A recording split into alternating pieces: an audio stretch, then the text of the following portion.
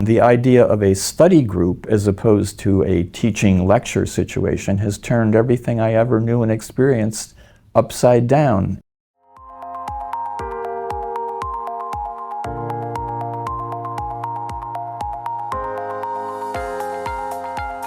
I'm Randy Kritkausky. I live part-time in Lachine, and I am a U.S. citizen.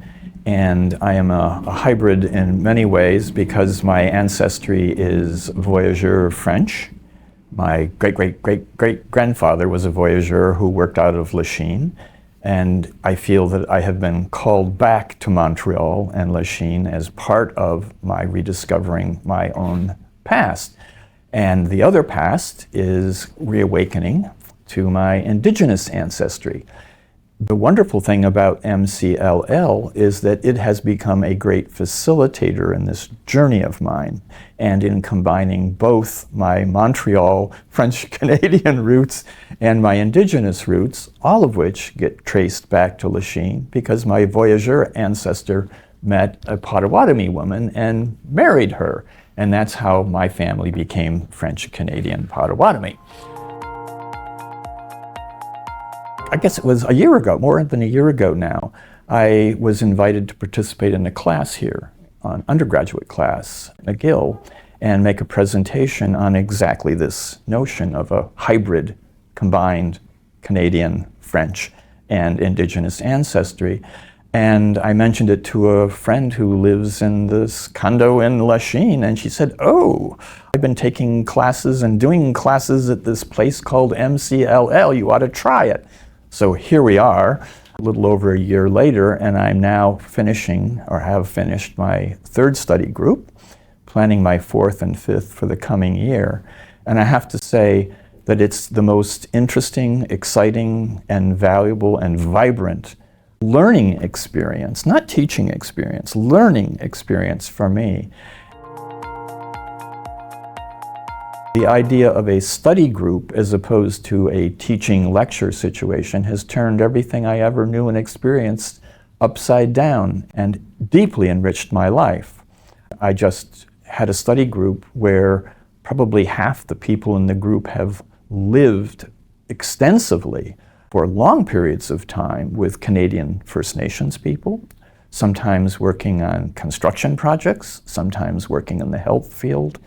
And the information they brought into the study group is beyond anything I could find in print literature. It's firsthand lived experience. And that's what I love about what the MCLL study group does. It doesn't just become immersed in academies and abstractions. It deals with real people sharing their real life experiences. And I feel like I've been the beneficiary, that I don't think I've given as much as I've received. And my whole journey of rediscovery has been informed, now it's only been a year, by these experiences. I'm a co-equal in the study group. I'm not the lecture, teacher, authority. Almost, maybe virtually everyone in the study group is, as all Canadians are, still in a quandary about what truth and reconciliation means in reality. You know, there were, 94 findings or conclusions, and 14 have been implemented, and the rest are kind of on hold. And some people, I think, feel, gee, we've done enough, we're not going to get much further than this, and others are basically saying we're a long way from reconciliation. In fact, I'm not sure that the word is reconciliation. So I think what I am doing is helping people who are living on this side of the border in Canada and patting themselves on the back over truth and reconciliation to revisit what it has meant, what it could mean, and what the undeveloped opportunities and responsibilities still are. And we've hashed through that in our classroom discussions. And there have been times when people bristle or feel a little bit uncomfortable.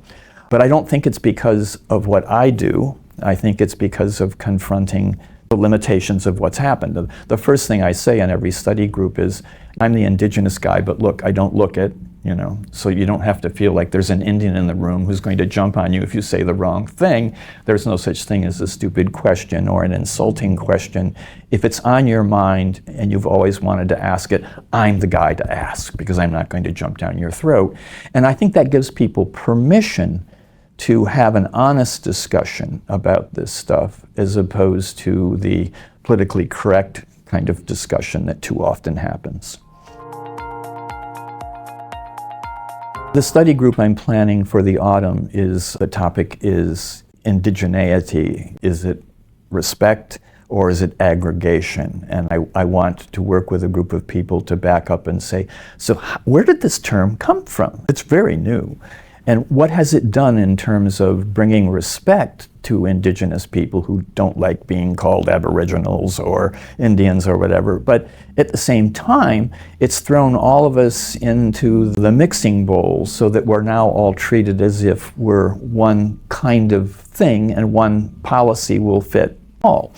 Fact is, Canada has, I don't know, what is it, 100 or more Indigenous nations. The United States has 435. And we obviously can't all, in the mainstream world, learn all of the names of all of those nations. So it's convenient to talk about us, me, them, as Indigenous people. But as soon as we do that, something's lost. What's lost and what's gained? And I think we're going to have a hard look at that. And I think it'll be eye-opening for all of us. My introduction to McGill was being invited to a class, undergraduate class here, on Indigenous spirituality. And it was in the Religious Studies department, and it turns out it was the first class in the 50-year history of the department to teach on Indigenous Canadian beliefs, which was astounding enough. Why did it take 50 years to get there? But it was taught by Father Anthony, who's a Nigerian black person, and we don't necessarily think of a black person as in that group of Indigenous people. We think of them as, you know, Indians or Native Americans or First Nations people. But it just blew my mind because he is both deeply traditional in his Nigerian heritage and deeply Christian. So one of the themes we keep dealing with in my study groups is, are people who are Indigenous really comfortable with this kind of two-spirit, you know, ambiguous combination? We go over it, and I'm really happy to say that halfway through the study group, very often I'll have someone say, I thought I understood it, and now I realize I can't get my mind around it. And I consider that to be an epiphany, because the same thing happens to Indigenous people. Can I be both? Work through confusion, we work through these delicate issues, and I see the light bulb go on, and it's just the greatest gift there is. Hope to have my Nigerian colleague here come in and make a presentation. Again, in his class, visiting with my other co-host, theologian from Vermont, was one of his students who is a Taiwanese woman who's Christian, but also Indigenous. And she explained to me and to the class what it means to be Chinese, living in the shadows of, you know, the Chinese government wanting to make everyone Han, but holding on to her Indigenous heritage while she adopted her Christian heritage, while getting a secular PhD at McGill. They talk about juggling, you know, a lot of balls. So I think she will be a guest, and I hope to have other like-minded, complicating, challenging people sit in the room and visually and intellectually and spiritually challenge the study group.